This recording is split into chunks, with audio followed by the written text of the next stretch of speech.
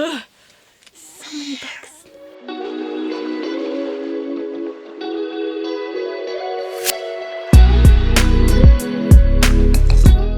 Hello and welcome back to my channel. If this is your first time here, hi, I'm Cassidy. If it's not, thanks for always tuning into my videos. Today we're doing an unhaul because Christmas is coming. I have lots of books in my to be hauled, like to be told that I have them, shelf to put into bookshelves, and I don't have a lot of space. So I was like, I need to get rid of some of these books that I know I'm never going to read. I have a freaking humongous stack over here. I think I have 12 books, which is like pretty freaking good considering I don't like to get rid of books I haven't read. Lots of them I haven't read, which is also weird. Like, this is half of them. And these are chunky. I'm gonna start and I'm probably gonna make some waves with some of the books I'm unhauling, so let's just get on into it. The first book is The Invisible Life of Addie LaRue. This one I'm very unsure about, but I've just stuck to my guts and I'm unhauling it. I have read the Vicious and Vengeful duology, which is becoming a trilogy by V.E. Schwab.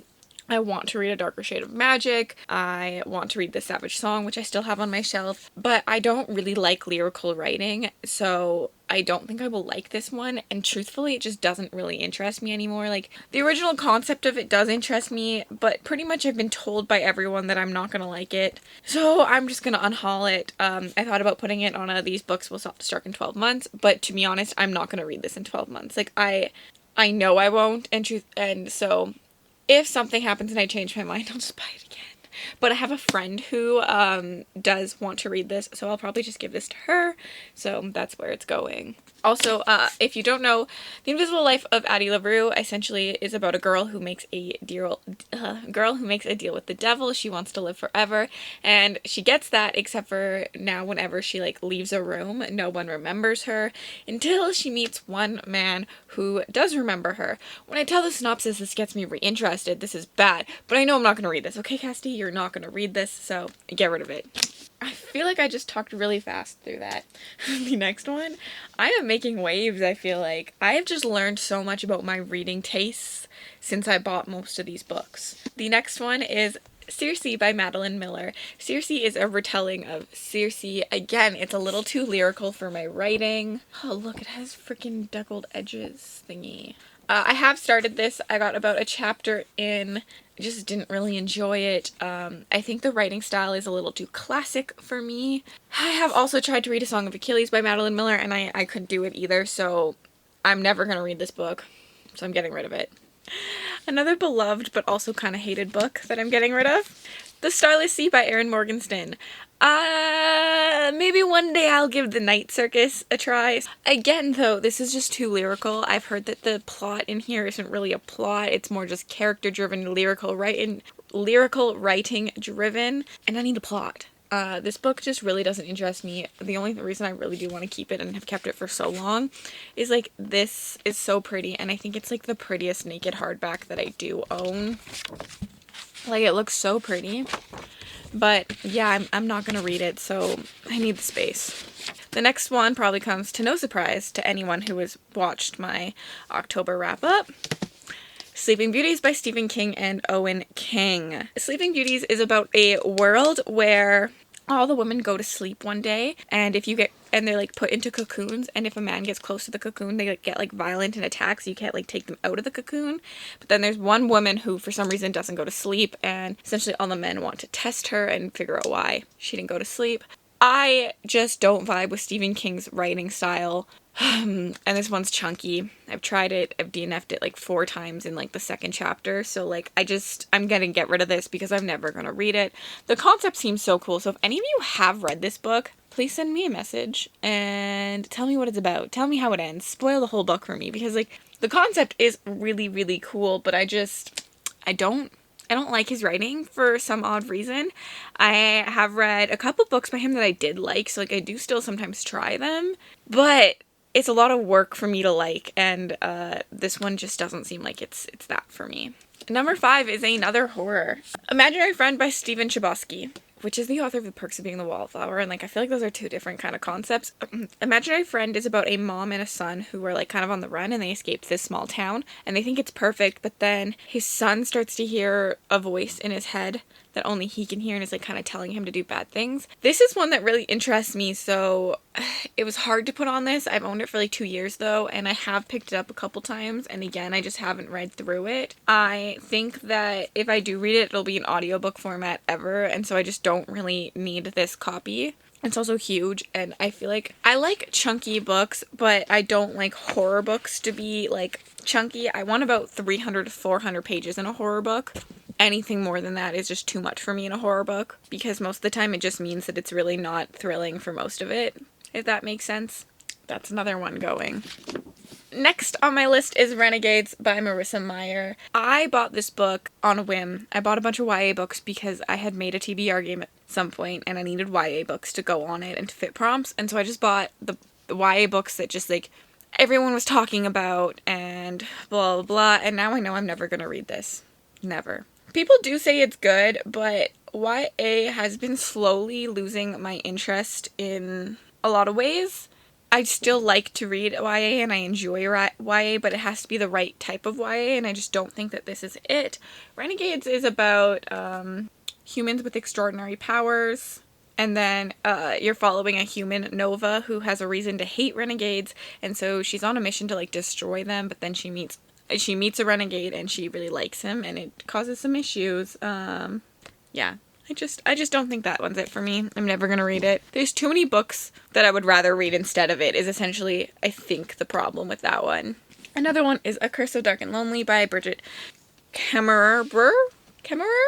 I don't know how to say that. I'm so sorry. I should, because she's very popular. This is a Beauty and the Beast retelling. It's just not my thing. I don't know why I bought it, because nothing in this book screams, Cassidy, you're gonna like this and read it. Nothing. I think maybe it's because I think I had a retelling prompt, which, like, I do kind of still have, but, like, I have better retellings than this, in my opinion. Like, this is just not a series that I'm going to love. The next one is The House in the Cerulean Sea. I bought this one when it was in its hype. I feel like I haven't heard a lot of people talk about it since it was in its hype. And truthfully, since I bought it, the day I bought it, I have shoved it in the back of my shelves because nothing about it interests me. It didn't even really interest me when I bought it. I was just swayed by the hype. That's why it's going, because I just know it was told as like a middle grade for adults. So that, I guess I was trying to read more middle grade, so I was like, oh, maybe a middle grade for adults is good for me. I've also heard some problematic things about what this book is based on, which is bad. So a book that has problematic issues and then a book that I really don't care about. It just seems right to let it go. This book obviously has like never been touched. A lot of these books are in like pristine condition because I bought them, put them on a shelf, and never touched them. Someone else will love this out there.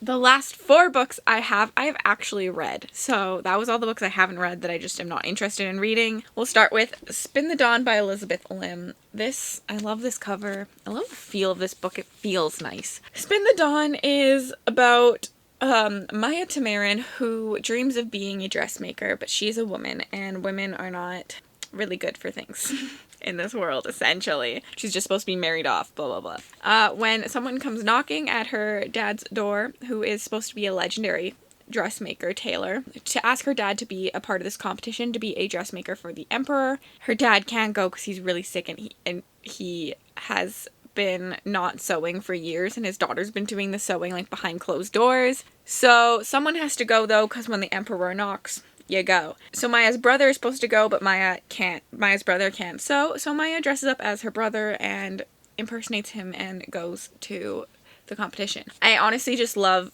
like a Mulan style, a woman dressing up as a man and beating all the odds and beating everyone. I love that trope in books. Lately, I've been trying to read more with that.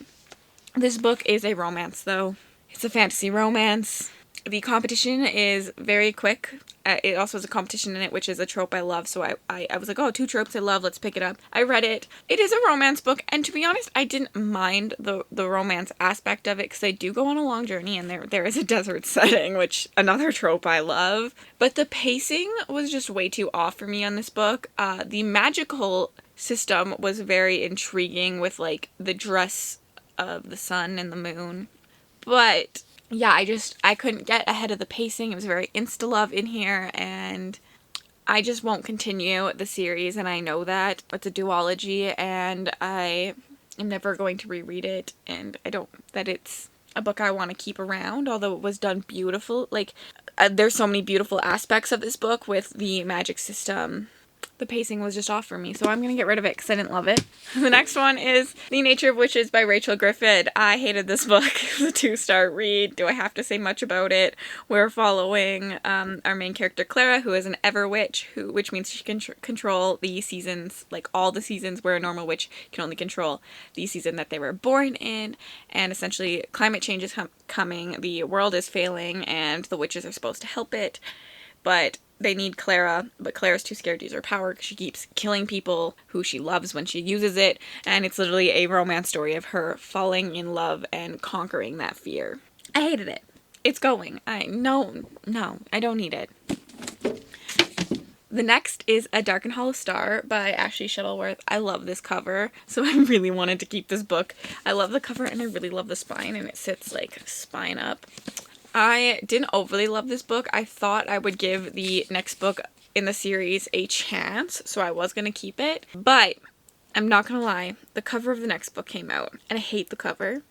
And I was already on the fence about not wanting to read that book, and so the fact that I hate the cover made me not want to read the next book, which is really sad. But like, I was already on the fence because I didn't love this book. Like, I struggled through this book, but I really enjoyed the representation of LGBTQIA+ and the magic system, and I really just enjoyed our one character, Nausicaa. So like, I did want to know where it went, but I also didn't at all want to read it. So the bad cover to me was just like another reason to not read it.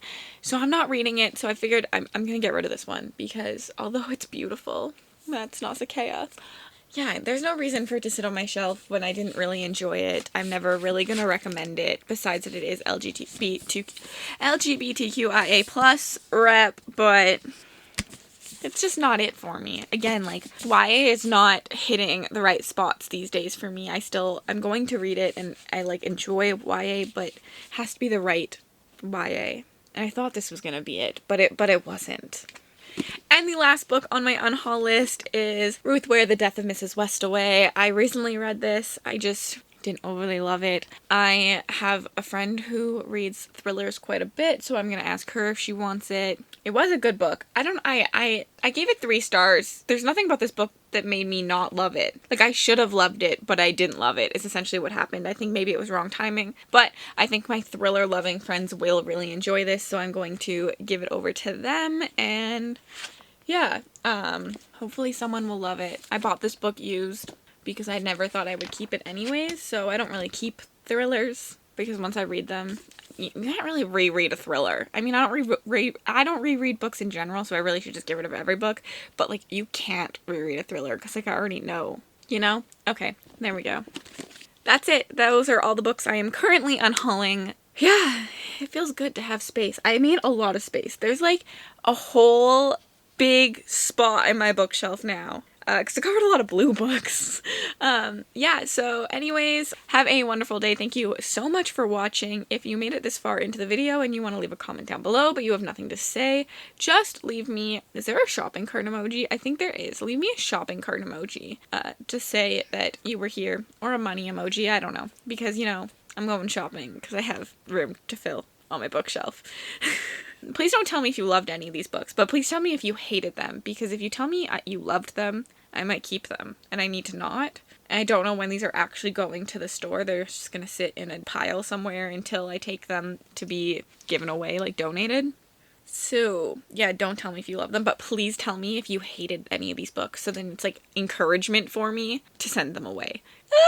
Okay, have a wonderful day, guys. Thank you so much for watching. Make sure to give this video a big old thumbs up. Subscribe to my channel if you haven't already. Turn on my post notifications so you're notified every single time I post, and comment down below if you hated a book. I'm going to leave some other videos on the screen that I think you would love if you checked out, and it would also mean the world to me. Have a wonderful day.